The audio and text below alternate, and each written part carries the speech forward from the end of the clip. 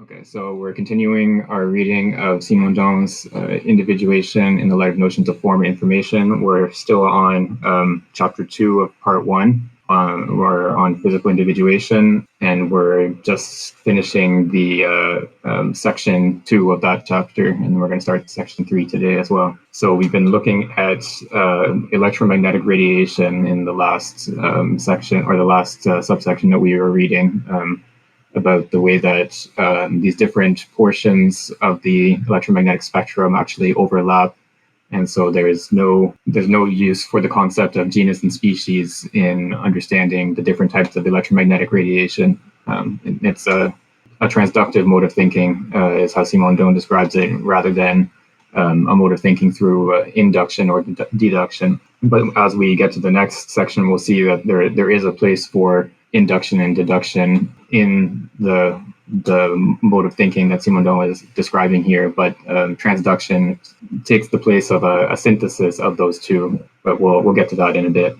So let's finish off this subsection here. I'll start reading. It would be easy to complete this analysis by showing how the same application of transductive reasoning allowed us to unify the entire domain of electromagnetic radiations by establishing experimental continuities between the other domains following a complete concatenation.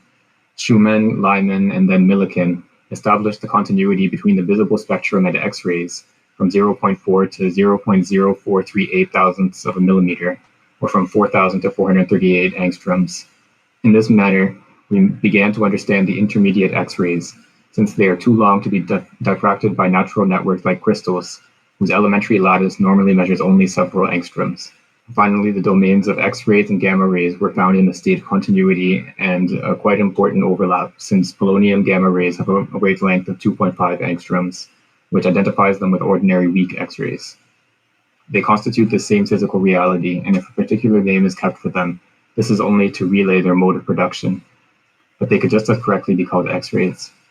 The general chart of electromagnetic radiation, such as the one created by Louis de Broglie, extends from 10 to the minus 3 angstroms to 3 by 10 to the 14 angstroms, i.e. from 10 to the minus 10 millimeters to around 30,000 meters. Without any solution of continuity, it is possible to pass through from the most penetrating gamma rays to the longest waves of wireless telegraphy. The knowledge of the unity and diversity of this phenomenon, which is thoroughly spread out on a numerical scale, is one of the most noteworthy successes of this transductive method, which is the foundation for progress in physics. Moreover, this immense monument of logic is also strictly coincident with the real, including in the most refined techniques. MIT's electromagnetic thermometer, which receives, like a radioelectric receiver of extremely short waves, electromagnetic perturbations emitted by the stars, has made it possible to measure the temperatures of the sun, 10,000 degrees Kelvin, of the moon, 292 degrees Kelvin, and of outer space, less than 10 degrees Kelvin. The radioelectric theodolite allows us to map out the position of the sun under cloudy conditions. Radar, which is 10 to 20 times more sensitive than the eye, can detect the passage of invisible meteorites with the instruments of optics. Nevertheless, we should ask if this intellectual edifice, as a condition of stability, does not require an absolute transductivity of all properties and all terms. Without this perfect coherence, the notion of genus would reappear in all its latent obscurity. A notion cannot be created to account for one phenomenon, for example, relative to a determined frequency, and then abandoned for other frequencies. Within a domain of transductivity, there must be a continuity between all properties with variations relative only to the variation of the physical parameters that make the organization of transductivity possible. In the case of the domain of electromagnetic radiations, the reality of the photon cannot be accepted for a determined band of frequency and then abandoned for other frequencies.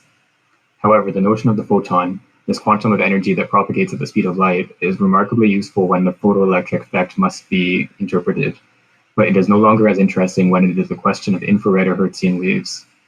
It should nevertheless be usable in this domain of large wavelengths.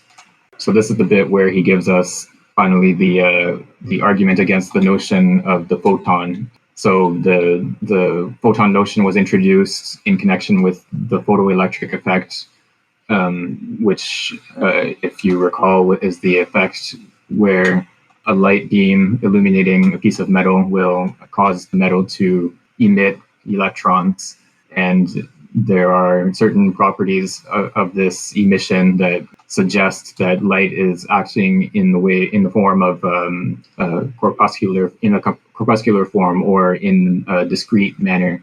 So it's an all or nothing effect. And so this is where the notion of the photon was introduced as a unit of light, or a particle of light. And what Simondon argues here is that if this notion, if the electromagnetic spectrum is a continuum in the way that in the way that he's depicted it here, then the notion of photons should be usable across all the electromagnetic spectrum. But in fact, we find its utility is limited to particular domains like the photoelectric effect.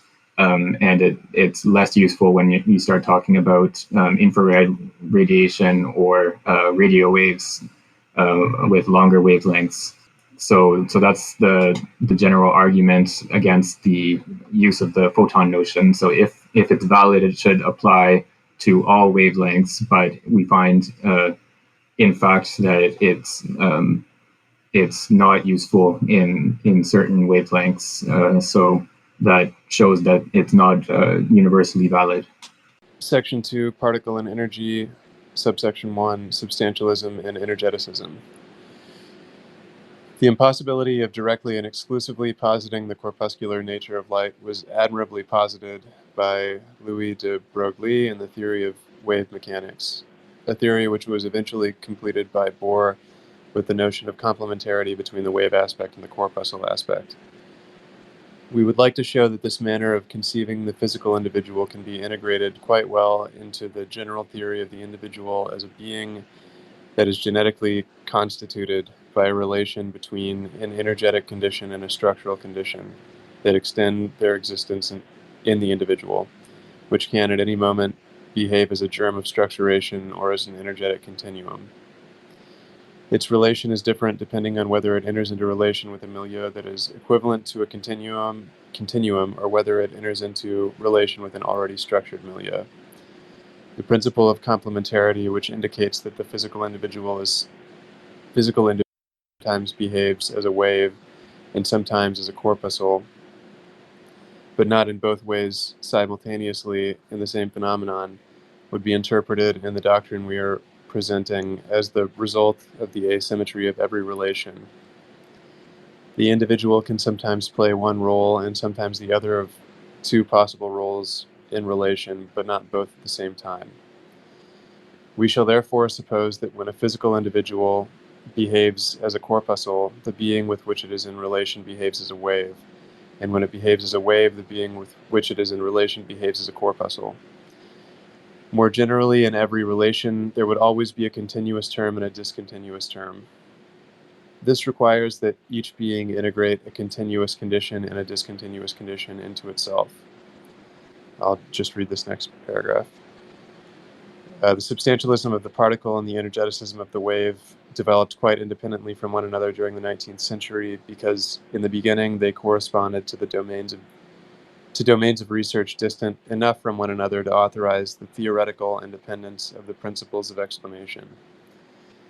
The historical conditions for the discovery of wave mechanics are extremely important for an allegmatic epistemology, whose goal is to study the modalities of transductive thought as truly adequate for the knowledge of the development of a scientific thought that wants to know the individuation of the real it studies. This epistemological study of the formation of wave mechanics and Bohr's complementarity would like to show, to the extent that it is a question of thinking the problem of the physical individual, that pure deductive thought and pure inductive thought have been rendered ineffective, and that from the introduction of the quantum of action up to Bohr's principle of complementarity, only a transductive logic has made the development of the physical sciences possible. Yeah, so this notion of complementarity is the key idea of this section. And so this is, we'll see more of the development of this notion throughout the section, but the general idea, as Simondon expresses it here, is that there are certain phenomena that in quantum mechanics we have to consider as having the properties of both a wave and a particle. So light behaves in some instances like a particle, and in some instances like a wave, depending on what type of experimental setup you have and what type of operation is going on. And so this sort of reproduces this duality of the two theories of light that were prevalent before quantum mechanics was developed at the beginning of the 20th century. So there were particle or corpuscular theories of light. Newton, for example, was a proponent of a corpuscular theory of light. And then there were wave theories of light, which sort of became dominant in the 19th century. It was only at the beginning of the 20th century that the two were sort of joined together to form this notion of complementarity, so that both aspects are aspects of light as a phenomenon. And so what Simondon is going to argue here is that, well, he's going to develop the history, sort of a summarized history of these two strands, the corpuscular strand and the wave strand of the theory of light. And then he's going to argue that the only way to understand their complementarity is to use a transductive mode of thinking. So the corpuscular theory corresponds to an inductive thinking, and the wave theory corresponds to a deductive thinking. But to join them together, we need transductive thinking. But we'll see that as we progress through this section. Okay, I think we can go ahead to read the next couple of paragraphs. If someone else would like to read. I actually had some questions about this section. Oh, yeah, sure. Well, I guess maybe a statement or a question. What I find interesting here is that he's telling us more about what he means by the relation, which has come up before, right, multiple times. And it's always kind of, I mean, to me at least, kind of mysterious. You know, what is this relation that he's talking about? And here he says, more generally, in every relation, there would always be a continuous term and a discontinuous term. And so that I think, I mean, to my mind, clarifies things. And what I'm curious about is how this behavior changes.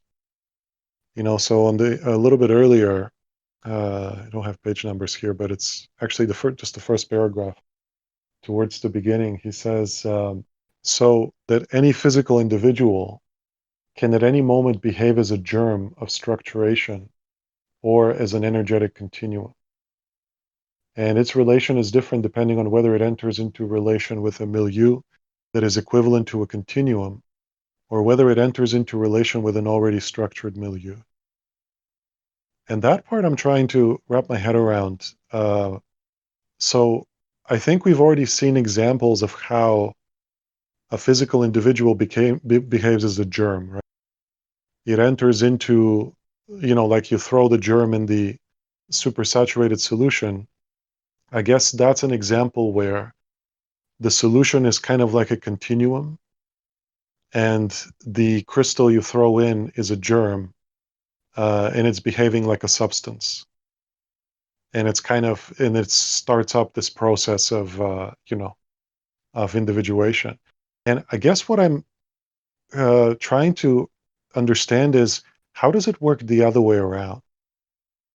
How does it work when a physical individual behaves as a continuum, whereas the milieu is structured? Yeah, I think. Because that seems to invert things, right? And Yeah. I guess what's coming to mind is something like an individual is structured by their environment, right? Or something like maybe upbringing, you know. But yeah, sorry to cut you off there. Oh, no.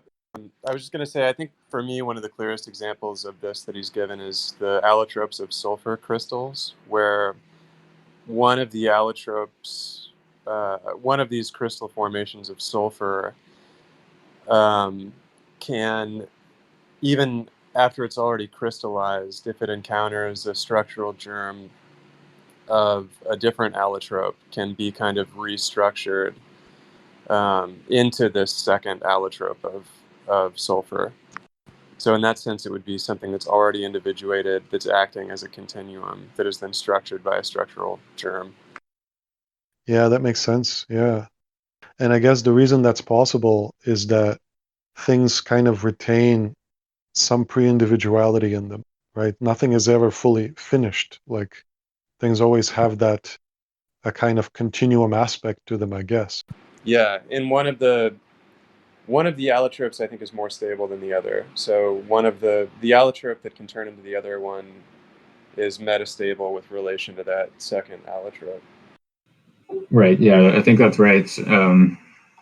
There's always in any individual, the individuation process is never fully complete, so that there would be no potentials left for further transformation.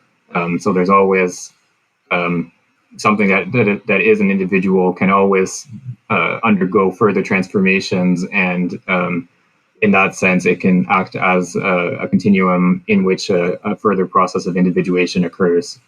So I think that's what he has in mind here when he talks about this sort of reverse case of the individual playing the role of the continuum.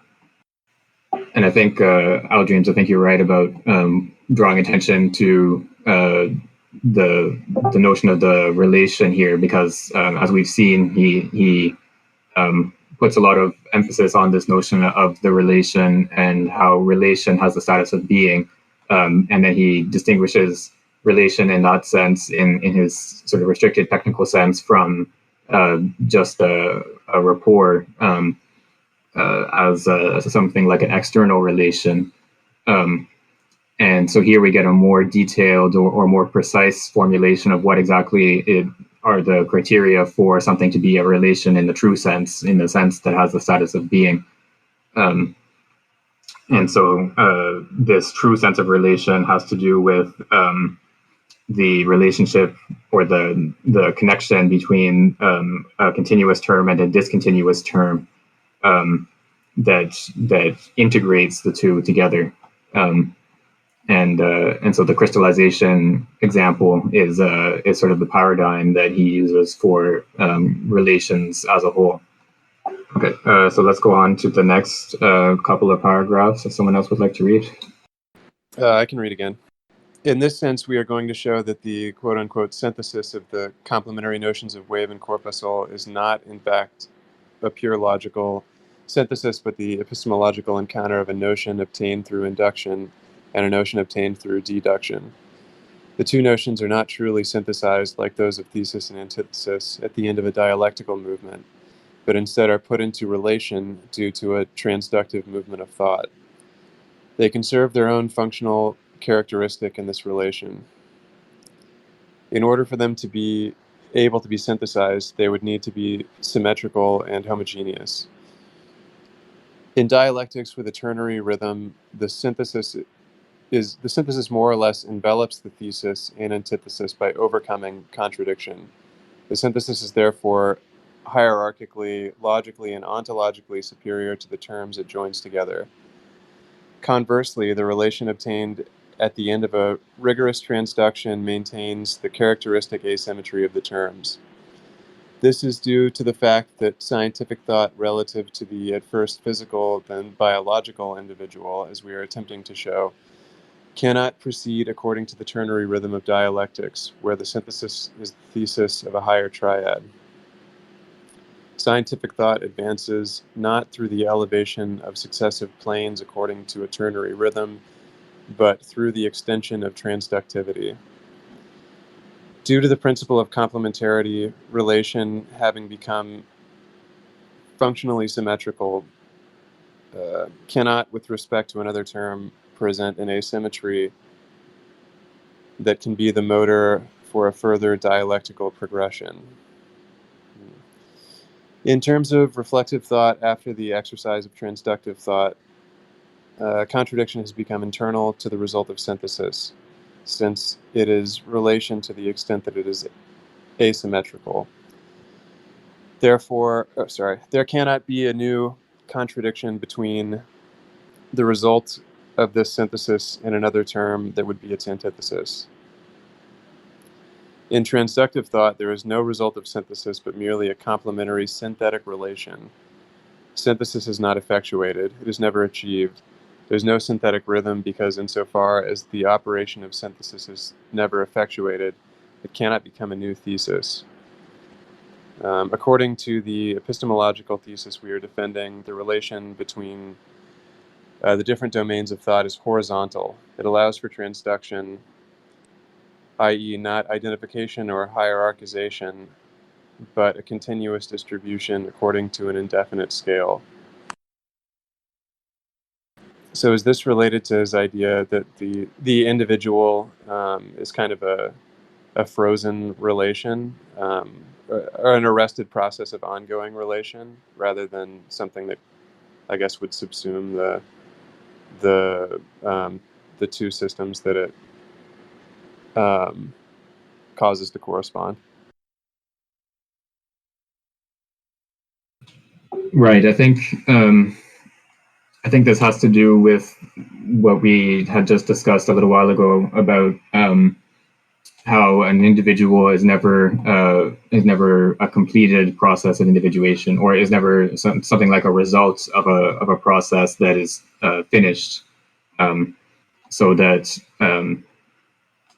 we can't have something like a synthesis that would be a completed term, and then would serve as the thesis of a new set of a new dialectical triad. So I think that's what he has in mind here. So the synthesis is never effectuated, means that it's never completed, or it doesn't result in something separate from the terms themselves. Yeah, so can we say that the synthesis is imminent to the terms? I think so. I mean, the term imminent is not one that I think Simondon really uses, by contrast with Deleuze or someone like that. But I think because Simondon wants to grant the status of being to relation in his specific technical sense of the term relation. So if relation has the status of being, that means it constitutes the being of the terms that are related to each other. So in that sense, it would be immanent to those beings rather than transcendent. So yeah, I think that makes sense. And sort of as an aside, I would also say that this depiction of dialectics is not exactly a accurate depiction of the way Hegel presents the dialectical process.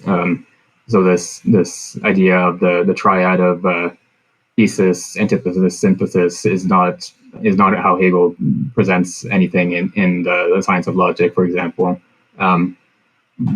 But and I'm not sure exactly where this sort of picture of the dialectical process comes from.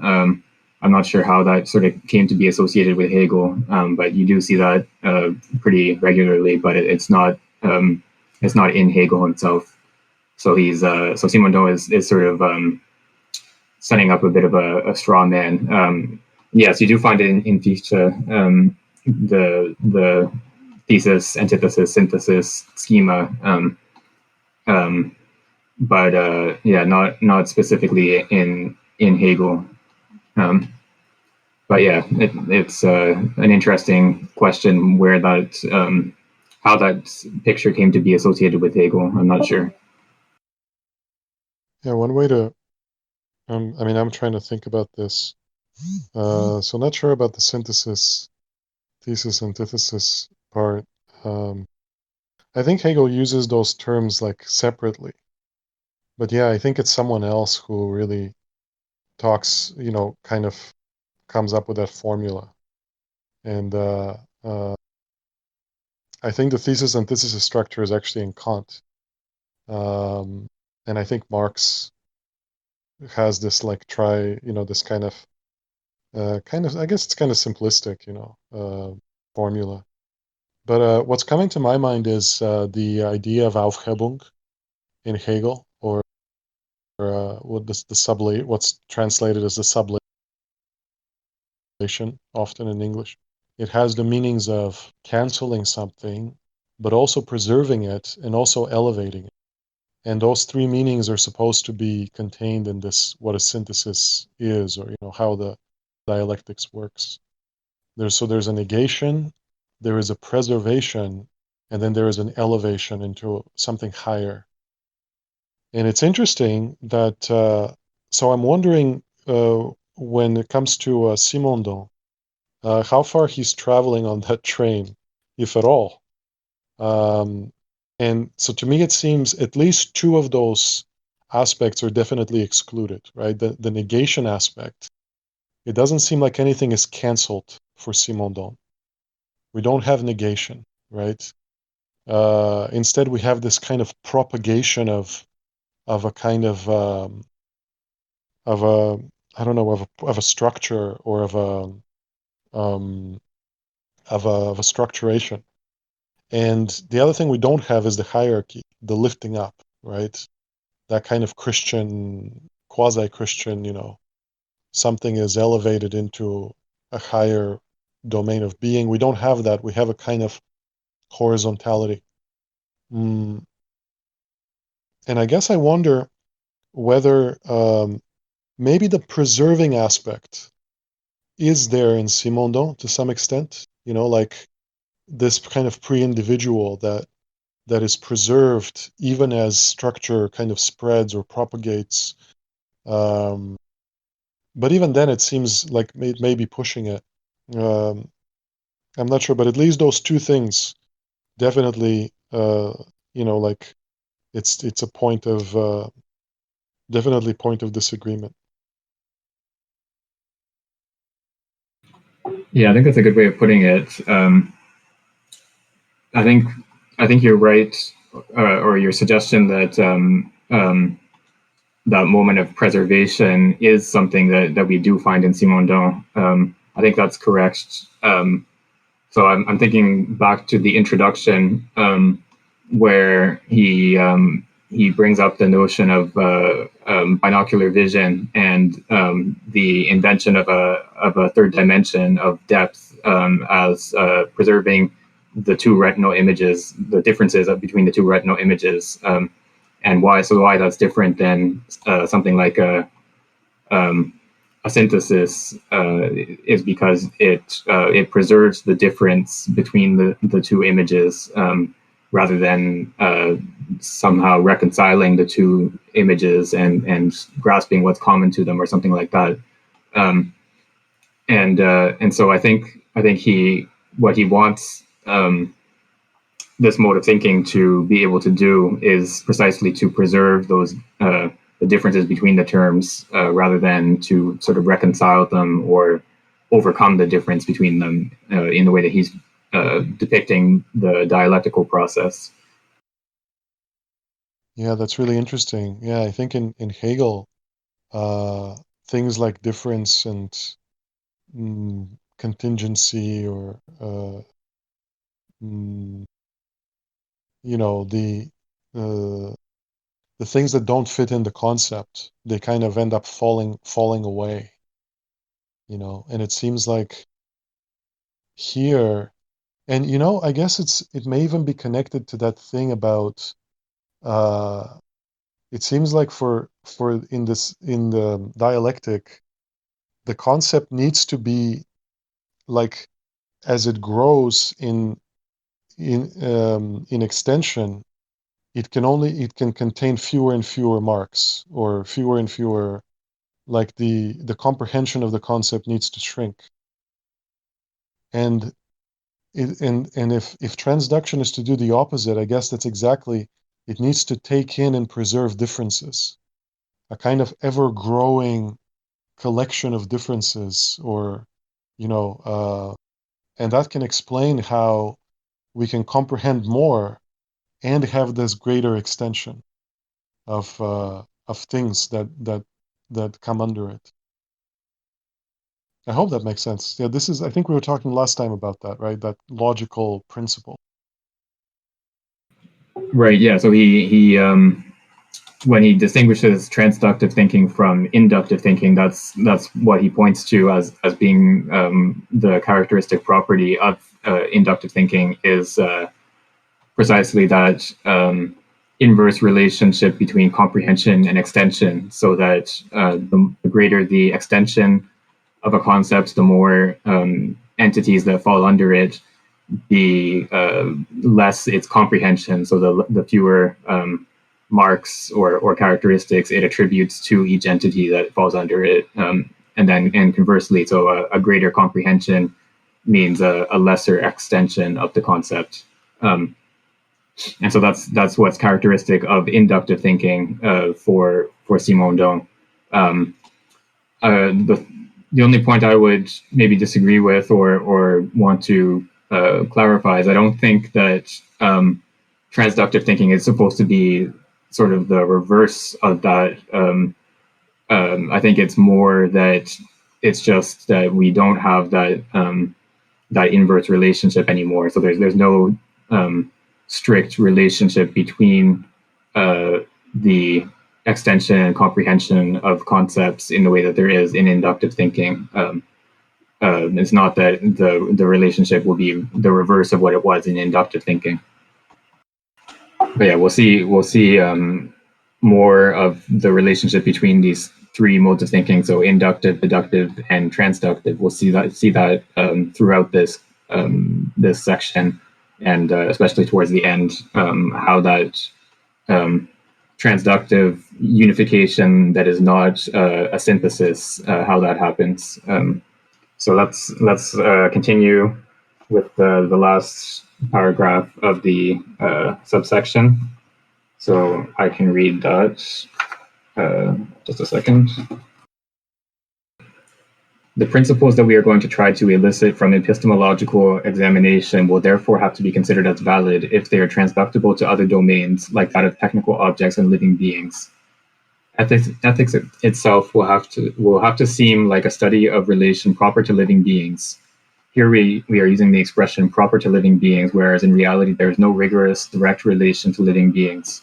To be more precise, it would be better to say commensurate with living beings, in order to indicate that these characteristics, without them being proper to living beings, appear much more significantly in the latter than in any other being, given that they correspond to variables whose values or systems of values pass through a maximum for these beings.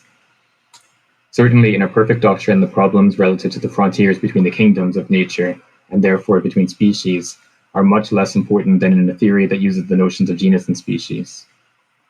Indeed, sometimes we can conceive of a continuous transition between two domains that could only be separated by the sufficiently arbitrary choice of average parameters.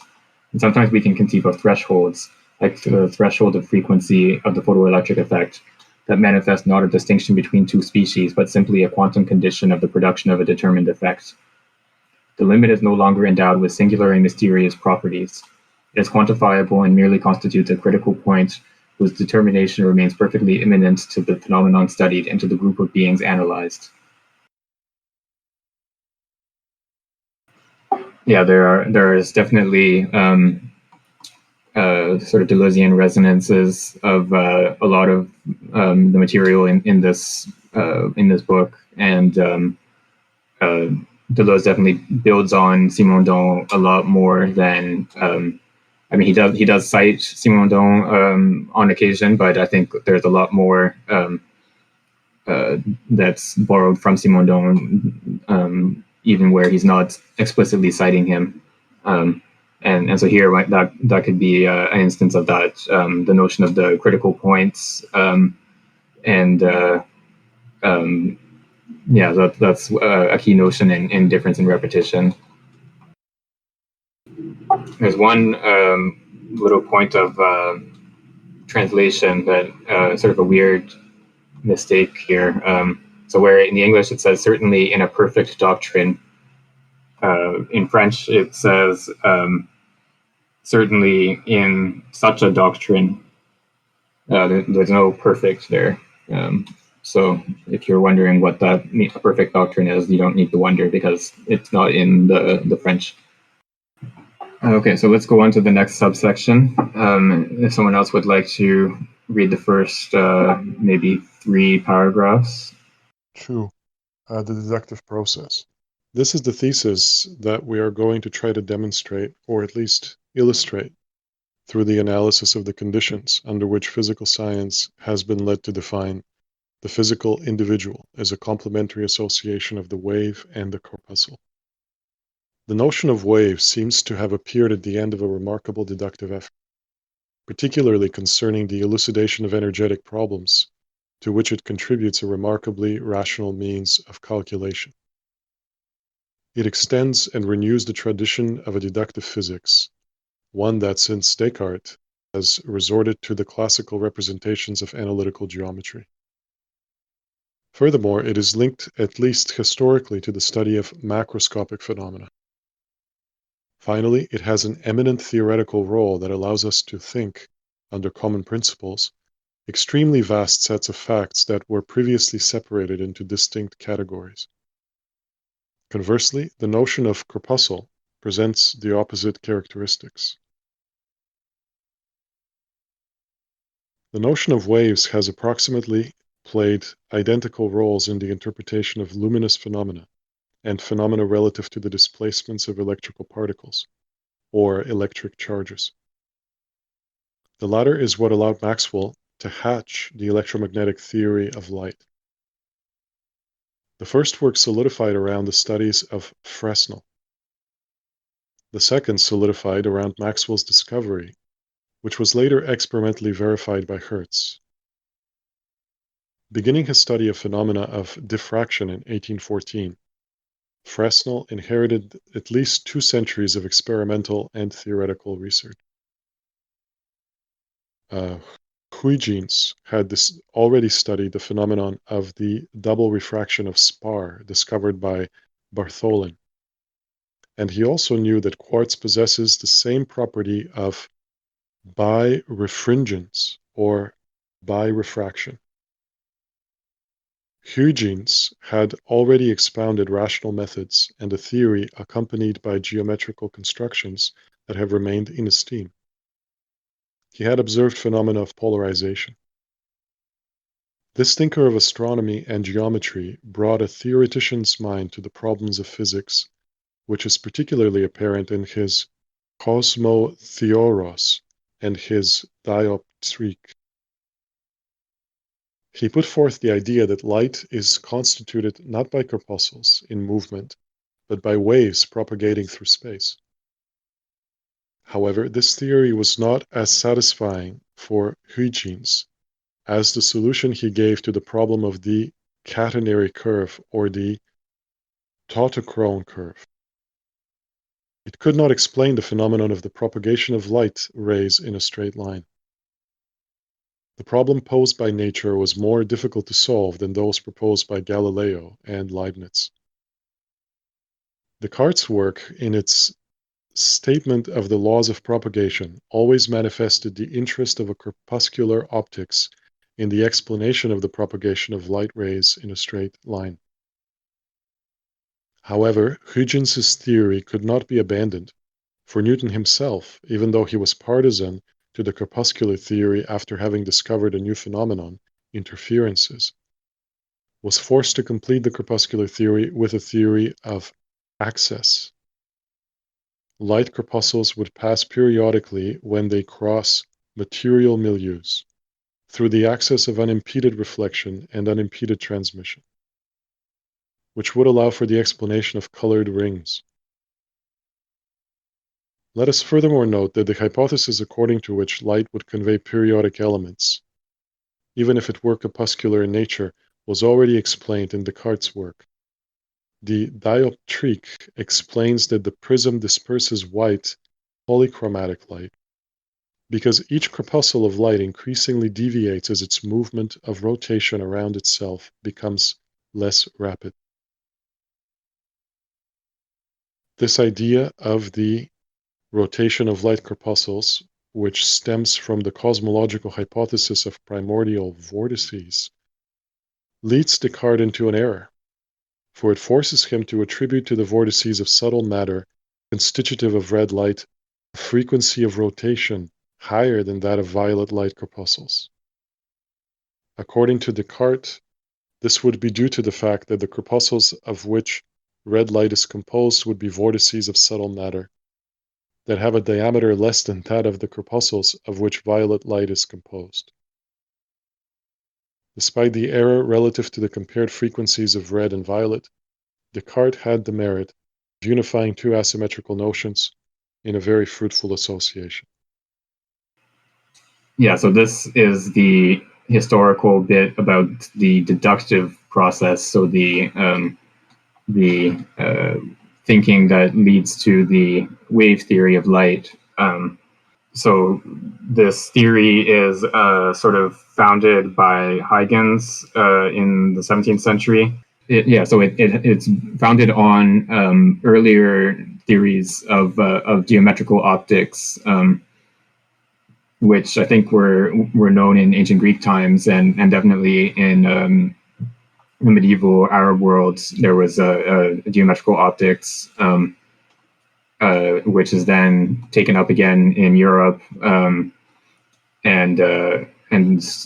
so the wave theory of light is supposed to account for some of these phenomena observed in geometrical optics, but then also these other phenomena like the double refract or birefraction and diffraction and some of these less obvious phenomena are supposed to be explained through the wave theory of light. And so in the sort of general picture of explanation is that these phenomena arise from the interference of light waves with each other, in the same way that water waves, waves in the surface of water, will interfere with each other if they come into contact. And so that's the sort of general picture of how we explain these phenomena. And then so by contrast, the corpuscular theory of light, the corpuscular theory gives an explanation of the straight line nature of light rays, but it has more difficulty in explaining some of these phenomena like interference and refraction. And then so Newton, for example, is a proponent of the corpuscular theory, but then he has to add on to this notion of light corpuscles. He has to give them what he calls fits of easy reflection and easy transmission. So here there's a sort of a translation or like a double translation issue, because in French a fit is accès, and then here it's retranslated back into English as access, but the word that Newton uses is fits. So a fit of easy transmission and then a fit of easy reflection. So there would be this sort of alternation in the corpuscles of light. And that would explain some of these phenomena like birefraction and so on. And then the other phenomenon that the corpuscular theory of light does explain well is the refraction of light in a prism. So the idea is that white light consists of many different colors of light that are that the prism is able to sort of filter or separate out. And that's something that is sort of straightforward to account for under the corpuscular theory, but is a little more difficult to account for under a wave theory of light. And then he brings up Descartes' theory of light, which is sort of corpuscular theory, except that for Descartes there's no void, so there's nothing like a particle in the proper sense of the word. There are these tiny vortices of subtle matter that make up light. So they're sort of quasi corpuscles. They're not exactly corpuscles or particles, because there's no void in his system. But what Descartes leads to, or he ends up with this error of making the red light have a higher frequency than the violet light, so that the frequency here is determined by the speed of rotation of the vortices. and so he makes red have a higher frequency than violet, whereas it's actually the reverse. Red is a lower frequency or a longer wavelength than violet light.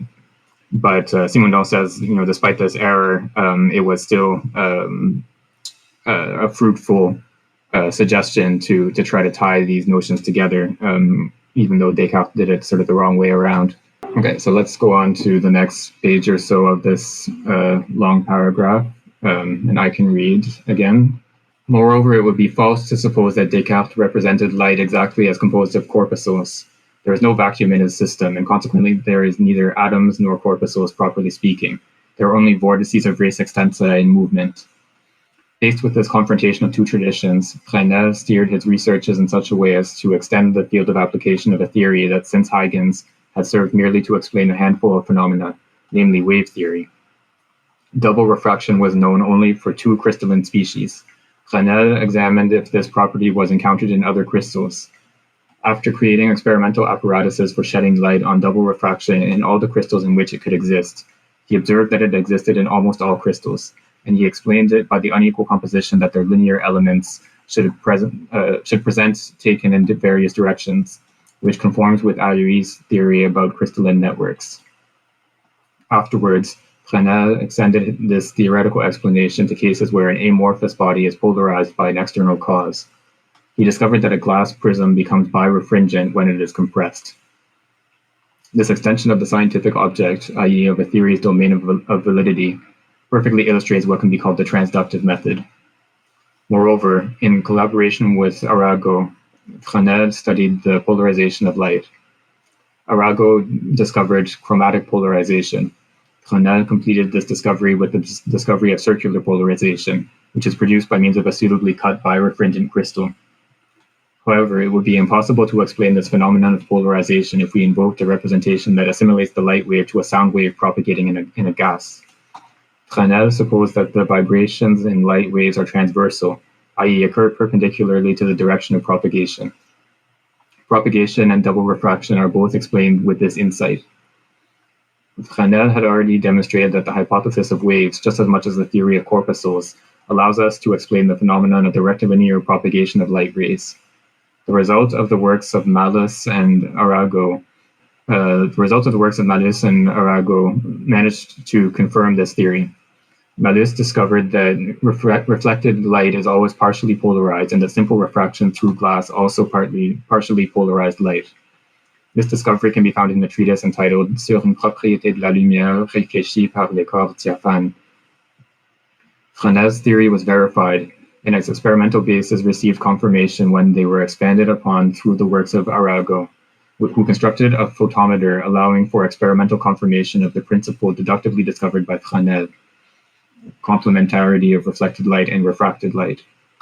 After constructing the polariscope, Arago was able to control all the characteristics of chromatic polarization in a very precise fashion. Hence, we see how Huygens' thought becomes largely justified in his treatise on light, Traité de la Lumière, from 1690. In true philosophy, the cause of all natural effects are conceived via reasons of mechanics. This is what must be done, in my opinion, or we must give up all hope of ever understanding anything in physics. So we have, again, continuing this history into the 19th century with Fresnel, and he sort of reestablishes the wave theory of light by developing the notion of light as a transversal wave rather than a longitudinal wave, so that light, the wave in light is propagated not parallel to the ray of light, but perpendicular to it instead. So whereas a water wave or a sound wave in the air, the wave is parallel to the direction of propagation of the wave. In light, it's the light beam is perpendicular to the propagation of the wave, so that's what makes it transversal.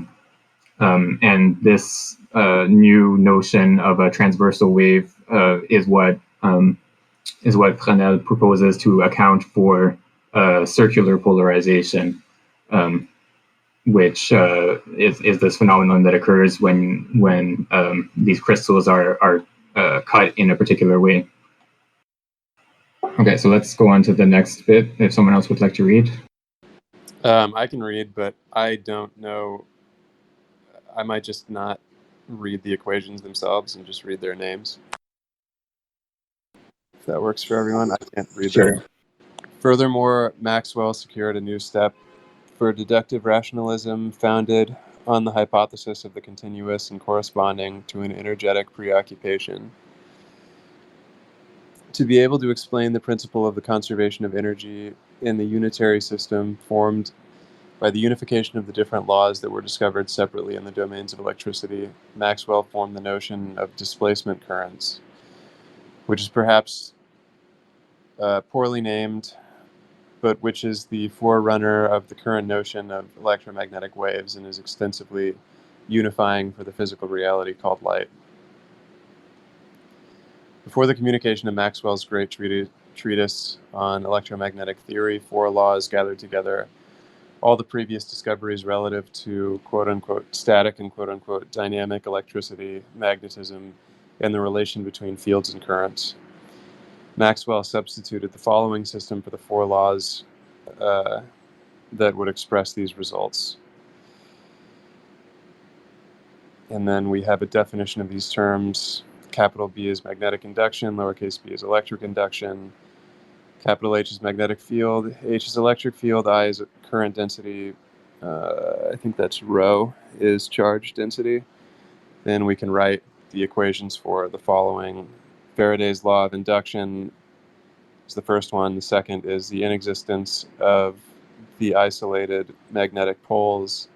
The third is Ampere's theorem on the relations between magnetic fields and currents. And fourth is the law of electrostatic actions, or Gauss's theorem. The third equation expresses Ampere's theorem on the relations between currents and magnetic fields, but to be able to write that, there is conservation of energy, here conservation of electricity. But to be able to write that there is conservation of energy, here conservation of electricity, Maxwell completed this theorem with the introduction of the displacement current, which is represented by the expression 1 delta lowercase b over c times delta t, and which is added to the conduction current I. Then we can deduce from these equations delta rho over delta t plus, I don't know how to say that, inverted delta 1 equals 0, which expresses the conservation of electricity. This expression of conservation would be impossible without the term in delta b over delta t. Another extremely important theoretical consequence of this equation system is that when magnetic induction can be conflated with the magnetic field and electrical induction can be conflated with the electrical field, which is the case of the vacuum, the electromagnetic fields always propagate at the speed of light, speed c.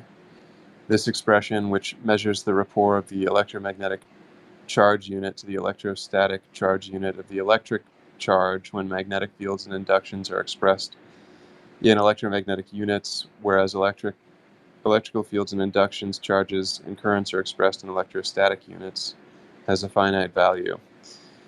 It allows for the theoretical calculation of the speed of light in vacuum. This propagation can be analyzed as resulting from the propagation of a set of flat monochromatic waves. Okay, so there's a lot of physical detail in this bit, but I think it's not super important to sort of grasp all of the meaning of each of these equations. The basic idea to grasp here is that Maxwell is capable, by positing these four laws, he's able to account for basically everything about electromagnetic radiation that was known at the time, or sorry, more precisely, he's able to unify the theory of light with the theory of electromagnetism and account for basically all the phenomena that were known at that time under these four laws. So it's a moment of deductive thought because it subsumes all these different phenomena under these four general laws. So I think that's the sort of basic idea to grasp from that passage. And then the one of the consequences, the important consequence of this unification is that it allows for theoretical deduction of the speed of light, so that you can sort of plug in the values for some of these electrical and magnetic charges, and then you do all the calculations and you can arrive at a speed of light. And I'm not sure if it had been done numerically in the 19th century when this was proposed, but the idea would be that you would produce this theoretical or deductive estimate of the speed of light, and then you would compare that to empirical measurements of the speed of light, and hopefully they should line up and give the same result. But of course, empirical measurements of the speed of light are a little bit complicated compared to measuring the speed of a car or a plane or something like that, just because the speed of light is the fastest anything can go, so you can't measure it by some other movement in the way that you can with sub light speed movement. Okay, so let's go on to the next bit of the next maybe two paragraphs. Someone else would like to read? This part is cool with all the colors and the Homeric writings. This is when the second stage of the transductive method's fruitful application appeared. Maxwell, in fact, noted the real analogy, i.e. the identity of rapport between the propagation of light in a vacuum and the propagation of electromagnetic fields.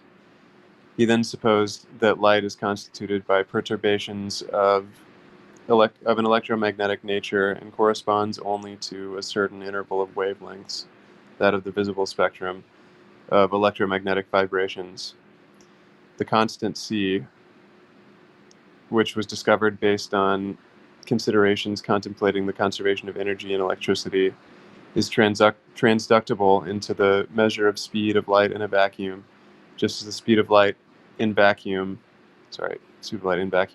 is transductible into the constant C.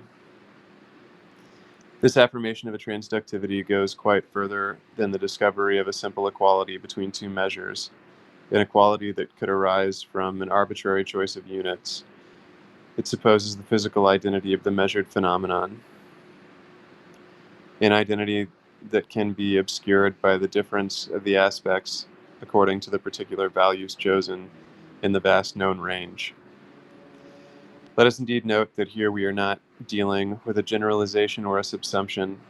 Visible light is not a particular species, quote unquote, of electromagnetic perturbation, since the quote unquote specific difference that we could attempt to invoke to distinguish this species from its nearest genus, namely the wavelength of its propagation in a vacuum, or more precisely the superior and inferior limits of the measure of this wavelength, involves the definition of the nearest genus itself. An electromagnetic field that would have no wavelength of propagation in a vacuum is inconceivable. As an electromagnetic field, it is already quote unquote specified and can only exist and be thought as gamma ray, X-ray, ultraviolet ray, visible light, infrared ray, and Hertzian wave. The number of species or subspecies that could be discovered in a domain of transductivity like electromagnetic waves has the power of the continuous. From long Hertzian waves to the most penetrating gamma rays, there is an infinity of electromagnetic fields of different wavelengths, each of whose properties vary with these wavelengths. Between red visible light and violet visible light, there is an infinity of wavelengths. We can differentiate violet light as much as we like. Then the criteria of subspecies are homogeneous with respect to the criteria of the species. And the criterion of a species is contained in the comprehension of the nearest genus. Discontinuities, the limits of pseudospecies, can only be introduced due to vital or technical usages. We can talk about red and violet, and we can even talk about visible light, but this is because we introduce the consideration of a living being that perceives. The apparent discontinuity does not stem from the known scale of electromagnetic wavelengths, but from the rapport between the physiological functions of a living being and these wavelengths. An eye without a crystalline lens perceives an ultraviolet more remote than what the normal eye perceives as the glimpse of a gray glimmer. The bee perceives ultraviolet. The Greeks and Romans did not divide up the visible spectrum like we do, and it seems that human perception has been modified towards the extremity of the spectrum, situated on the side of short wavelengths, as the usage of the adjective haloporphoros in Homeric writings reveals. We distinguish among several colors where the companions of Ulysses saw only one, something that persists today in certain peoples of the Far East. So this, to me, like, maybe an obvious point, but this recalls that in the discussion of the brick making example, when he was talking about hylomorphism, the sort of relative haxiety of the brick, and even the possibility of conceiving of such a technical operation hylomorphically is only relative to the beings that are capable of ordering the brick making and on the side of the owner, and actually creating the bricks on the part of the artisan. Yeah, I think the connection here is that in both cases, we have these conceptual categories that have a social origin, and so they don't grasp a real distinction in the entities in question. They sort of project this distinction onto the entities. So in the case of light, or in the case of electromagnetic radiation, we can divide up the spectrum into different categories. But these categories have a social reality rather than a physical reality. So there's no sense in which visible light and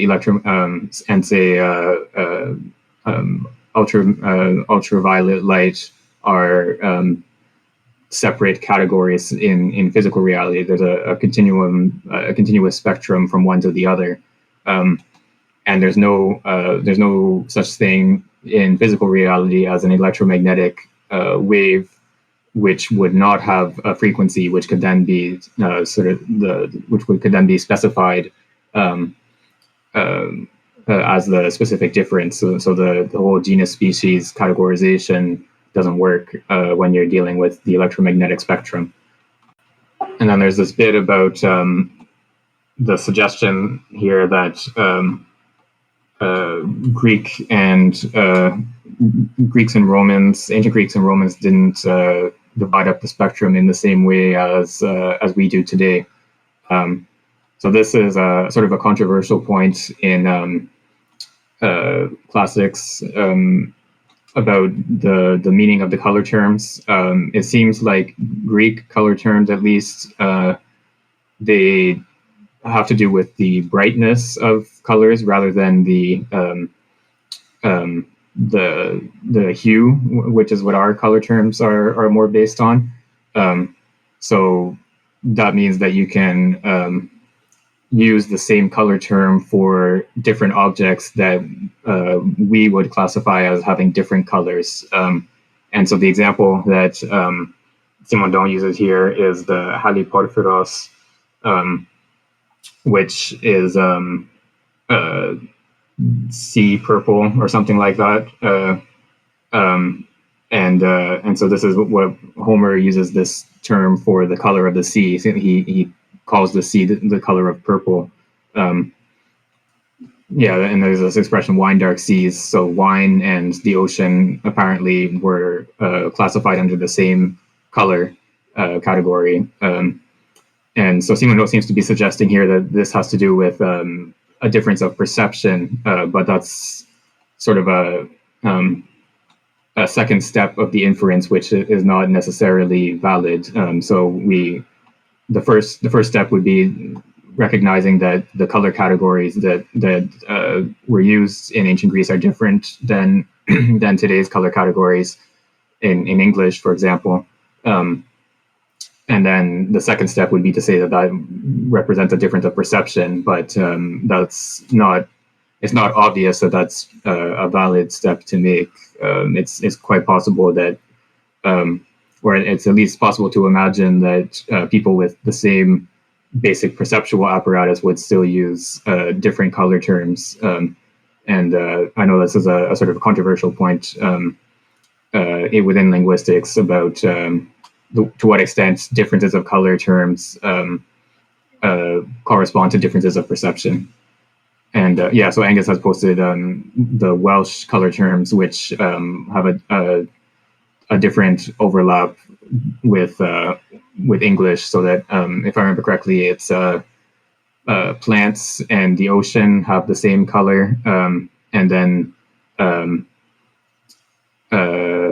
what is the other one? I forget what the other one is, but anyway, so we would use, of course, green and blue for plants in the ocean, but in Welsh they have the same color term, and then there's a further color term for other types of what we would call green. And yeah, a number of languages. There's also some universals about the order in which color terms appear. So if a language has only two color terms, then they will be more or less equivalent to light and dark. And then if there's a third one, then the system will be white, black, and red. And anyway, so as you add more color terms, there's a sort of determinate progression. Like there's no language that has only words for yellow and blue, for example. Anyway, that's sort of an aside, but it's more complicated than Simondon is presenting it here, is sort of the takeaway of that discussion. And what I find interesting in this discussion of transduction, I guess it's the Deleuzian point. Deleuze makes a lot of this notion of, what do you call it? Univocity of being. And I mean, Simondon hasn't named it as such, but the thing that's jumping out at me is how transduction can serve to account for physical processes, but also relations of knowledge, right? So I think it's come up in two ways so far. I mean, obviously, all of these physical processes are being described, but he's also using it to talk about the relation between theories or between disciplines of thought, right? So here, when he's discussing the theory of light, and most of that is way over my head, but there was a bit about the way these separate fields are becoming unified. And it sounded like the unification is accomplished through transduction. Right, so I'm reading here the constant C, which was discovered based on considerations contemplating the conservation of energy is electricity, is transductible into the measure of the speed of light in vacuum, just as the speed of light in vacuum is transductible into the constant C. And so it seems like there is a moment in which, you know, when talking about physical reality versus talking about theory, you know, that distinction seems to I don't know, I want to say collapse. It's not really quite that, but transduction is used to explain both. our theoretical productions as well as things themselves, right? That unity of thought and being. And another place where it showed up earlier is just a mention where he talked about ethics. There's just a sentence or two, I think. And he said something like, it sounded like his views on epistemology are kind of going to transduce into the discipline of ethics and the way we're to think of ethics. And I think technics was another thing he mentioned. And so it's very interesting how, mm, the way things are. I guess it's a physics, right? A kind of transductive physics is going to encompass thought and theoretical production as well. And that's pretty fascinating. Yeah, I think that's right. He's suggested, or he's said a couple of times, that we have to look at knowledge as a relation in the proper sense of the term, in his technical sense, so that it has to do with the process of individuation of the totality in which the subject and object are appearing. So it's not knowledge is not just some sort of external rapport in which the subject and the object coincide in some way or something like that. It's an actual process of individuation, so that knowledge undergoes the same kind of process of individuation as physical reality does, and so that when our knowledge of individuation is an individuation in knowledge, which I think is a pretty interesting way of sort of making sense of how we're able to have this knowledge of individuation. Okay, so let's keep reading, and I'll read the next bit.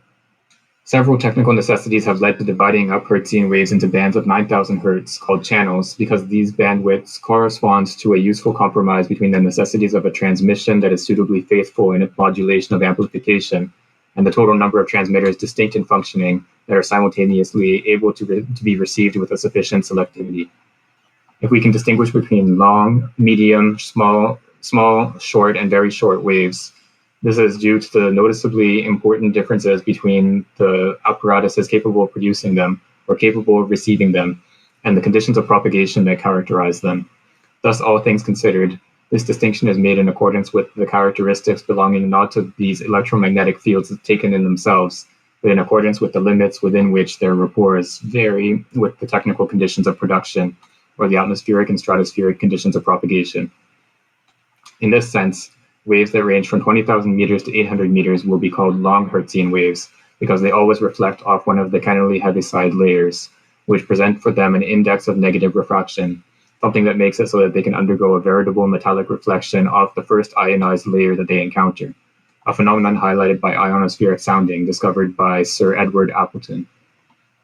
Waves will be called medium when they range from 800 to 80 meters, and when they penetrate more deeply into the Kennelly heaviside layer, thus reflecting well by night but partially absorbed by day due to the variations in the ionized layer, whose altitude and degree of ionization is relative to the variable altitude and activity of the sun. These differences therefore arise from a rapport between Hertzian waves and something other than themselves. For example, the ionized layer of the upper atmosphere, or the practical means of producing or conveying them, either via simple electronic tubes or velocity modulation tubes, or a coaxial line or a waveguide. These distinctions are never founded on the very nature of the phenomenon considered. They do not exist, properly speaking, according to physical science, but only according to techniques. This is why there seems to be a dependence of all these technical distinctions with respect to each type of technology. The constructors of electronic apparatuses separate waves whose length is greater than 10 meters from those that are shorter, because below 10 meters, the extreme brevity of time to transmit electrons between a cathode and an anode forces the constructors to predict special assemblages in the internal architecture of an electronic tube. Furthermore, the Service de Prévision Ionosphérique, whose goal is to ensure the best performance for transmissions, does not establish the same distinctions. Finally, a certain number of industrial concepts have been created, since they arose from a more or less precarious concordance between the special domains of all the types of technologies, organized in the same industry. These industrial concepts end up becoming commercial and administrative, increasingly losing their scientific nature, since they are relative to a usage and no longer have anything but a pragmatic sense. Here, a complete specificity is constituted via the encounter, which has become habitual and collective, i.e., recognized by law or by an administrative regulation, of the limits of the specialty of numerous types of technology. And this specificity is deprived of scientific signification and yet possesses an essentially qualitative, emotive, and institutional psychosocial value. In this sense, the domain of television is specific. It only corresponds to a concrete being through its psychosocial existence. This institution has its technicians, who are animated by an esprit de corps, its artists, its budget, its friends, and its enemies. In the same way, it has its band of frequencies. Yet there is a mutual contamination of their own different characteristics following a delimitation that results from a competition with other institutions. The determination of television's wavelengths is the result of an expulsion outside the domain already occupied by radio broadcasting, and the telecommunications of a technology that is new and quite cumbersome due to the bandwidth necessary for the richness of the quantity of information to be transmitted per unit of time. Constrained to a very high frequency range, the transmission of television is reduced to an initial domain of specialty relative to the properties of the ionospheric layers. The propagation of television waves is straightforward in a direct line from the transmitting antenna to the receiving antenna, because there will be no reflection off the Kennelly Heaviside layer. This means that the transmitter and the receiver will have to belong to the same national spirit, i.e., to a dense and homogeneous conglomeration.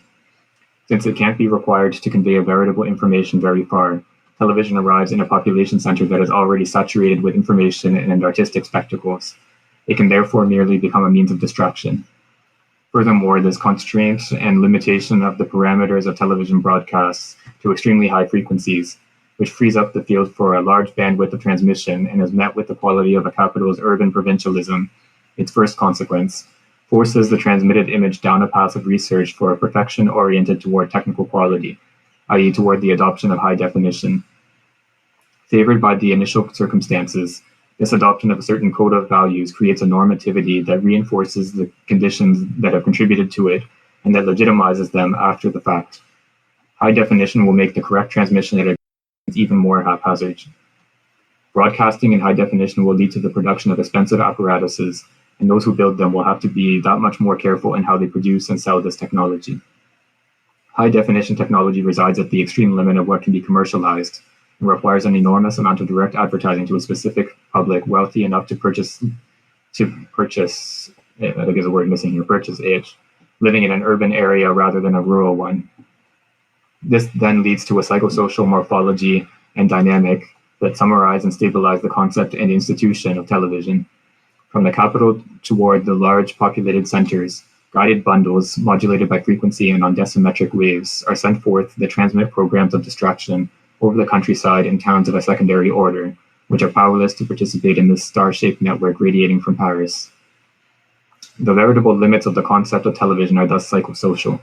They are defined by the closure of a cycle of recurrent causalities that create a type of psychosocial interior milieu endowed with homeostasis due to a certain internal regulation by the assimilation and disassimilation of technologies, procedures, and artists who are recruited through commandeering and bound together by a mechanism of self-defense comparable to that of various closed societies.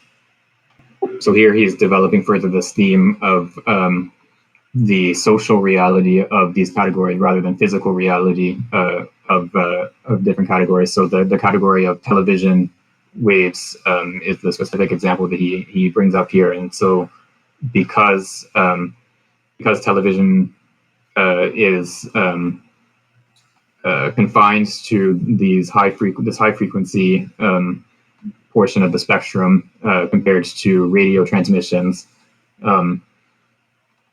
it has these particular physical properties that make it, which make that spectrum, that portion of the spectrum, unsuitable for long distance transmission. And because of that, you end up with certain social determinations that result from the technical necessity of the process. So there's a sort of back and forth between a social category or a legal category that assigns a certain portion of the electromagnetic spectrum to television, pre-existed television, and then there's the technical necessity in that portion of the electromagnetic spectrum. And then you have further social determinations that are consequences of technical necessity. So because these in that portion of the spectrum are not easily transmissible, a medium of information primarily, where radio in comparison with television. And then so you also end up with this sort of network structure where you have one national center, like Paris for France, and then you have sort of regional centers that transmit the television signal. And so you use centers, and each center transmits only to a small area surrounding itself. Okay, so let's go on to, let's keep reading this long paragraph on television, if someone else would like to read. Particular self-justifying myths are put forth. The research of the sharpness of the image is proclaimed to be more valuable than the research of color attempted by other nations. And in order for this research to justify itself, the distinctive traits of the French people are invoked, who are enamored with clarity and precision and detest the poor taste of color prints, considered only to be suitable for primitives or children. Logical contradiction is accepted here, for this thought is guided by effective and emotive themes. The superiority of sharpness over color is therefore invoked in the name of technical perfection, whereas a simple calculation of the quantity of information required to transmit a colored image and a colorless image, and an examination of the degree of complication of the apparatuses used in both cases lead to the inverse result. Thus, the television wave can be thought in two absolutely different ways. If we accept a mode of thought founded on the validity of the species-genus schema, the television wave becomes a species of the electromagnetic wave genus, whose specific difference is not its wavelength but its belonging to the institution that is television. What will create this attribution and found this link of participation will then be an administrative decree, Hague Conference, or Hague Conference. On the contrary, according to a transductive thought, the wavelengths of television will end up being inserted between numerical limits that do not correspond to clear physical characteristics. They will not be a species, but a section, a greater or lesser band of a domain of transductivity, that of electromagnetic waves. An important consequence, one that is perhaps paramount for epistemology, of this difference between a transductive thought and a thought that proceeds through genera, species, and relations of inclusion, is that generic characteristics are not transductible. In this sense, there are currently two bands in France exploited by television, one towards 46 MHz and the other towards 180 MHz. Between these two bands, aviation and police have particular or shared bands. We cannot infer from a property characterizing television waves in the low band the existence of the same property in the high band. The common link of subsumption does not create any veritable mutual physical. The only link is this domain's administrative property. This is why this relation of participation creates a certain regime of property, with possible cessations or sessions and resumptions, as if it were a matter of a terrain that does not bear its proprietor's imprint, but creates a bond of obligation or fealty in the eventual developer. French television, which is currently unable to exploit the full width of its low band, has provided a certain extension of this band toward 42.7 MHz to the Scotus de France, who use it for telephone and telegraph transmissions. This subband has the characteristics of an object with a precarious entitlement, since it can be immediately retracted without advance warning. Due to its physical characteristics, it has properties transductible into those of bands with wavelengths that are immediately superior or inferior.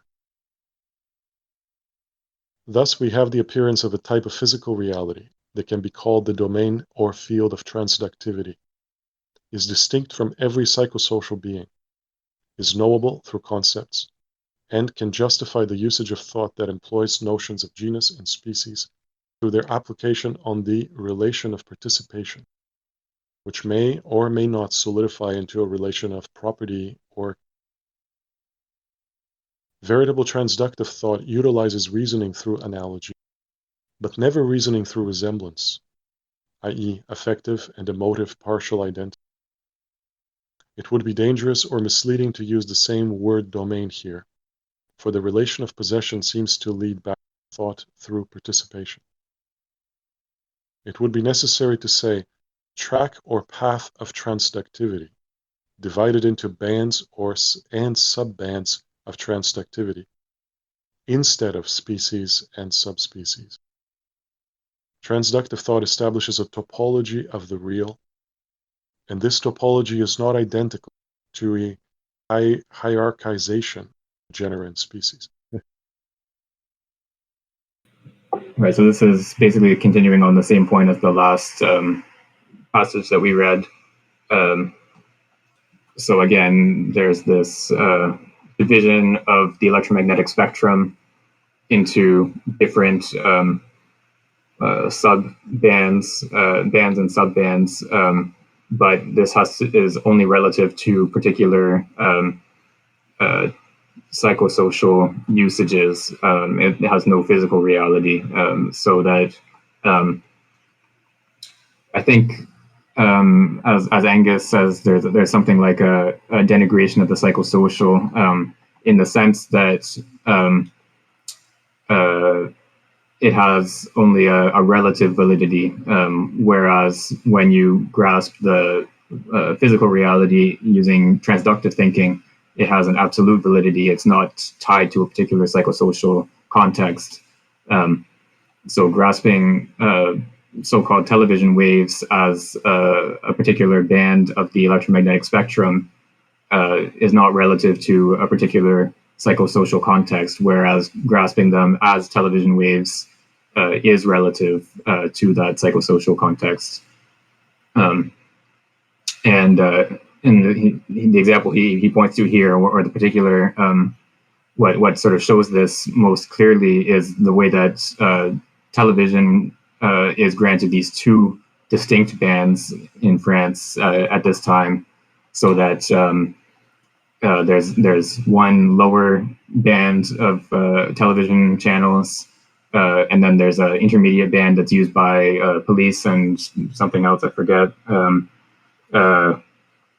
And then above that, there's another band of television channels, so that there's no physical property that's common to the two bands of television channels, in distinction to the radio transmission that is in between them. So it's a purely psychosocial reality rather than something that has any sort of physical meaning. Okay, so I'll read the next couple paragraphs that'll take us to the end of we're almost at the end. Yeah, I'll read them and then maybe we'll have to come back to them next time. Okay. To determine the criteria of the physical individual, it therefore does not require us to resort to an examination of the relations between genus and species, and then between the species and the individual. The play of transductive thought, whose fruitfulness we have witnessed in the discovery of an immense domain of transductivity, prohibits the usage of this method. However, if the transductive method is necessary, nothing guarantees that it is sufficient and allows for the apprehension of the physical individual. It could be that the physical individual can only be grasped at the point of encounter and compatibility of two opposite and complementary methods, both of which are incapable of grasping this reality on their own. An electromagnetic wave cannot be considered as a physical individual, since it has no consistency or limit of its own to characterize it. The pure continuum of the transductive domain does not allow us to conceive the individual. Obtained at the end of a deductive process based on energetic considerations, it is perfectly rational and can be fully compenetrated by the geometrical intellection of figure and movement. But it does not provide a criterion for isolating this continuous virtuality. It cannot provide the concrete of complete existence. It alone cannot lead to the grasping of the physical individual. Nevertheless, if the physical individual can only be grasped by two complementary types of knowledge, the critical question will be that of the validity of the relation between these two types of knowledge, and that of its ontological foundation in the individual itself. Yeah, so we're just about out of time. So I think we'll have to come back to these last couple paragraphs. But he's pointing here towards the notion that there's more to the thought of the individual than this transductive thinking that is resulting at the end of a deductive process. So in the way that an electromagnetic wave is not an individual. So this thinking that is adequate for grasping the reality of electromagnetic radiation is not necessarily adequate for grasping the reality of an individual.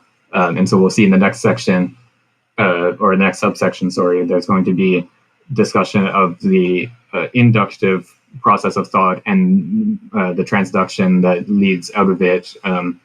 And we're going to have to join the two together in some way to be able to have a thinking of the individual. Okay, so thank you everyone for joining in and for your comments and questions and so on, and see you all next week.